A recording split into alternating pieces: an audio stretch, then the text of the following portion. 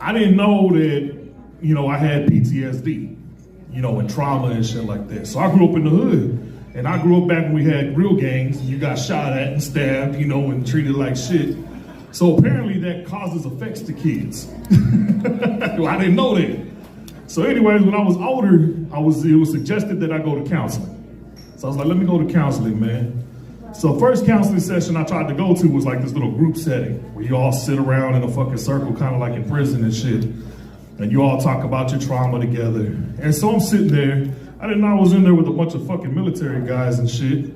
So we're going around and we're talking and they're like, so what are you here for? Oh, PTSD and PTSD. And I get to me and I'm like, well, I got PTSD. But I'm kind of like, man, I don't want to talk about that shit. These motherfuckers went to war and I'm over here talking about I got this shit as a civilian. I thought it was whack.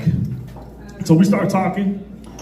And me and this one dude kind of start going back and forth, I guess what is a trauma dumping and shit. So I'm like, man, I was almost murdered as a child a couple of times. And I got shot at. He's like, I got shot at overseas. And then I'm like, man, I got shot at going down the block for these kicks. And I got IED and all this other shit. So it's just like, he was one-upping me, man. He was pissing me off and shit. I was like, this motherfucker, man.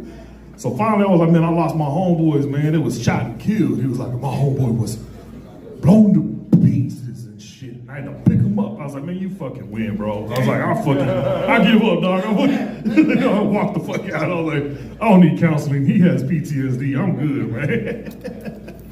But anyways, I ain't got nothing to talk